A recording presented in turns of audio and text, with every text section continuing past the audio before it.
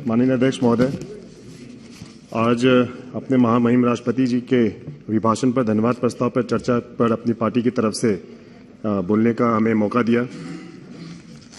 महोदय, ये काफी गर्व का क्षण है जब एक जनजातीय समुदाय से एक महिला ने संसद के केंद्रीय कक्ष में दोनों सदनों के संयुक्त अधिवेशन को संबोधित किया और देश के यशस्वी प्रधानमंत्री जी की जो सोच है उसको दर्शाते हुए भारत ने देखा कि किस तरीके से जो पिछले हमारे राष्ट्रपति जी थे वो एससी समुदाय से आते थे और इस बार जो हमारे राष्ट्रपति महोदय हैं वो एसटी समुदाय से आती हैं। तो जो हमारे आदरणीय प्रधानमंत्री जी की जो सोच है, जो अंत्योदय, जो आखिरी पायदान पे जो व्यक्ति है उसको कैसे उसका उदय हो, उसकी जो सोच है उसको दर्शाता है। महोदय,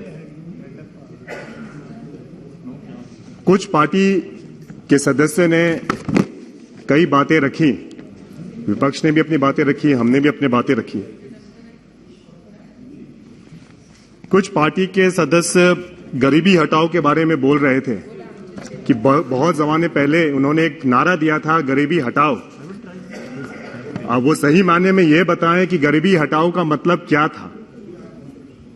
गरीबी हटाओ उनका उत्थान करना था या जो गरीब सामने आ गया उसको हटा दो, हम चलते रहे उसको साइड कर दो। जैसे शुतुरमुर्ग जैसे अपना मुंह जमीन में डाल देता है, उससे कुछ दिखता नहीं है, उसे लगता है कि सब कुछ ठीक है, क्या उस तरीके से था। अब एक नए नारा के साथ ये लोग आगे बढ़ रहे हैं। जो नारा इन्होंने दिया है, भारत जोड़ो यात्रा। भारत जोड़ो यात्रा पे ये निकले हैं। चलिए, ये तो बहुत ही खुशी की बात है कि ये भारत जोड़ो यात्रा पे निकले हैं, लेकिन यही एक बात बताएं कि चुनाव के पहले ये भारत जोड़ो यात्रा पे निकले हैं कि ये अलायंस जोड़ो यात्रा पे निकले हैं, ये इन्हें बताना है।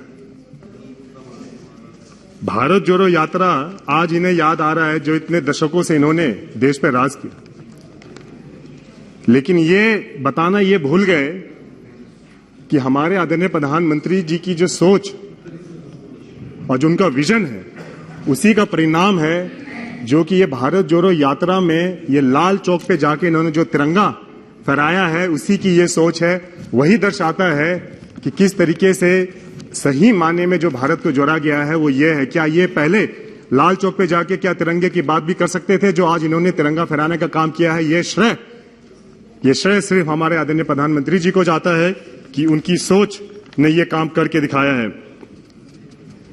महोदय, आज हम लोग अमृत काल में प्रवेश किया। हम लोगों ने, हमारे आदरणीय प्रधानमंत्री जी की सोच यह है कि भाई अगले 25 वर्षों में हम ऐसा काम करें कि हमारा भारत आत्मनिर्भर हो, सशक्त हो और दुनिया में कंधे से कंधे मिला के आगे बढ़ सके। ये काफी गर्व का क्षण है। पहले हम लोग हाथ फैलाते थे दूसरों देशों के आगे, लेकिन आज वो जमाना आ गया है जब उसी हाथ से हम मदद पहुंचाते हैं दूसरे देशों को, जिसका उदाहरण हमने कोरोना काल में देखा। देश में विकसित की गई वैक्सीन पूरे देशवासियों को दिया गया, फ्री में दिया गया और दूसरे देशों को भी मदद किया गया। चाहे हम लोगों ने रशिया और यूक्रेन का वॉर देखा, जिस तरीके से हमारी सरकार ने हमारे नागरिकों को वापस लेके आए, उसी तरीके से दूसरों देश की भी मदद की और उनके नागरिकों को भी वापस लेके आए।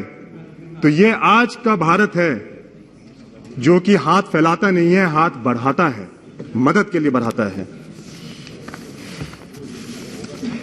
आप भारत जोड़ो के बारे में बोलते हैं, यहां विश्व एक अलग नजरिए से हिंदुस्तान को देख रहा है और उसका उदाहरण G20 की अध्यक्षता है जो कि भारत को मिला है। और G20 में जितने भी देश सम्मिलित हैं उनको भारत उनको यहां पे आके उनको G20 को सफल बनाएगा। इसी प्रकार से हमारे माननीय सदस्य हैं, हमारे राज्य से आते हैं, अभी थे चले गए। कल हम उन्हें सुन रहे थे। काफी गौर से उन्हें सुन रहे थे, काफी विषय पे बात हुई। हम बिहार प्रदेश से सर आते हैं तो चाहेंगे कि अपनी बात को थोड़ा सा बिहार प्रदेश के संदर्भ में भी हम रखें। उन्होंने कहा कि बिहार प्रदेश को स्पेशल स्टेट का दर्जा नहीं मिला, पीछे आ गए उन्हें विशेष राज्य का दर्जा उन्हें नहीं मिला। आप हमें बताएं, ये बात हमने पहले भी सदन में रखा था, नीति और नियत, आपकी नीति क्या है विकास की और नियत क्या है इसके पीछे? यह जग जाहिर है। जो बिहार में जो आजकल जो राजनीति प्रवेश जो जिस तरीके का हो रखा है, राजनीति भूचाल जिस तरीके का मच रखा है, वो सबको जग जाहिर है कि भाई वो क्यों हो रखा है, किस लिए हो रखा है, 2025 के लिए हो रहा है कि 2024 के लिए हो रहा है। आप वहां की जनता का विकास चाहते हैं कि स्वयं का विकास चाहते हैं? एक व्यक्ति विशेष पे आके सारी बात रुक गई है। हम एक दो उदाहरण देंगे ताकि उससे स्पष्ट हो जाएगा कि नीति और नियत क्या है। सर, हम समस्तीपुर संसदीय क्षेत्र से आते हैं। वहां के कई एक दो मुद्दे हैं, काफी वर्षों से हैं।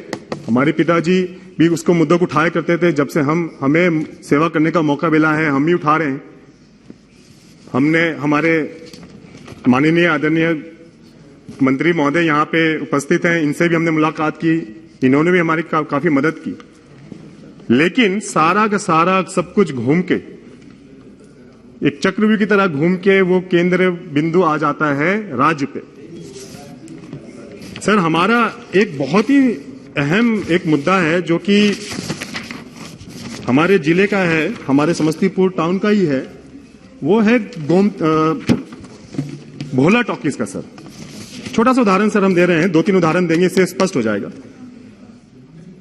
भोला टॉकीज का उदाहरण है सर, वहां पे भोला टॉकीज का निर्माण होना अति आवश्यक है। यहां पे केंद्र से सब कुछ कर दिया गया है, लेकिन घूम फिर कर वो राज्य में आके अटक जाता है। और जब जवाब मांगो तो ऐसा ही जवाब हमेशा मिलता है, हर एक बैठक में जवाब मिलता है। कहा जाता है बिहार रेलवे पुल निर्माण द्वारा डीपीआर आरसीडी को भेजा जा चुका है, डीपीआर रेलवे को सहमति के लिए जानी है। इस तरीके की चीजें आनी जानी लगी रहती है। बस 2 मिनट में अपनी बात को खत्म करूंगा। इस तरीके की बातें आनी जानी रहती हैं बार बार। चाहे मुक्तापुर गुमटी का हो, वो भी बिहार स्टेट रोड में है, वो भी वहां पे पेंडिंग पड़ा हुआ है सर। चाहे अभी का हाल का अगर आपको बताएं, एक हमने पत्र लिखा था जिसमें जवाब मिला, ये सर एक प्रधानमंत्री ग्राम सड़क योजना के अंतर्गत सर लदौरा गंगौरा के 17 किलोमीटर का सर एक उसका स्वीकृत किया गया रोड के लिए।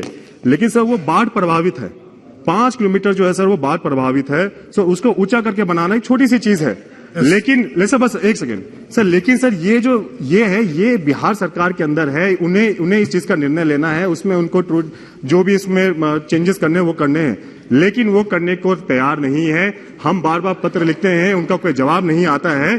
तो सर यही हम कहना चाह रहे हैं सर कि नीति और नियत, आप घूम फिर के वापस उसी बात पे आ गए हैं कि विशेष राज्य का दर्जा दीजिए। जब हम लोग आपके साथ में थे, जब एनडीए की सरकार वहां पे थी, जो कि गांधी सेतु पुल जो इतने वर्षों से जो सर लंबित था उसको चलाने का काम किया गया, वहां पे कई नई सर पुलें बनी। तो सर आप इस तरीके की सर बातें बोलकर अपनी कमियों को छुपाते हैं। सर हमारा भारत आगे बढ़ रहा है सर, हमारा भारत बहुत अच्छे व्यक्ति के हाथ में है, यशस्वी प्रधानमंत्री नरेंद्र मोदी जी के हाथ में है। आज ऐसे प्रधानमंत्री की सख्त जरूरत है, जहां जब हम देख रहे हैं महामारी के बाद बाकी राज्यों बाकी देशों में किस तरीके की चीजें हुई हैं, विधानसभा में बिल्कुल देखिए जिस तरीके से बाबू जी आप बैठिए, आप बैठिए जब प्लीज कंक्लूड बोल रहे हैं। बिल्कुल सही कहा इन्होंने। Yes please conclude. उसको समर्थन, जो चीजें अच्छी होंगी उसका समर्थन करना चाहिए, क्यों नहीं करना चाहिए? ठीक है, धन्यवाद। चाहे शराब नीति हो या जो हो, उस पर करना चाहिए, लेकिन अगर आपकी नीयत साफ नहीं है तो उसे भी सदन में उजागर करना चाहिए। श्री गिरीश चंद्र जी, तो हम कहेंगे सर बस एक सर बस लास्ट एक अपना बस कंक्लूड करते हैं सर। तो सर हम अपने महामहिम राष्ट्रपति जी के अभिभाषण का सर हम अपने पार्टी की तरफ से समर्थन करते हैं और देश को जो आगामी जो G20 की जो हमें मिला है सर उसके लिए हम बहुत शुभकामनाएं देते हैं और इन्हीं चंद शब्दों से अपनी बातों को धन्यवाद देते हैं। जय हिंद, जय भारत।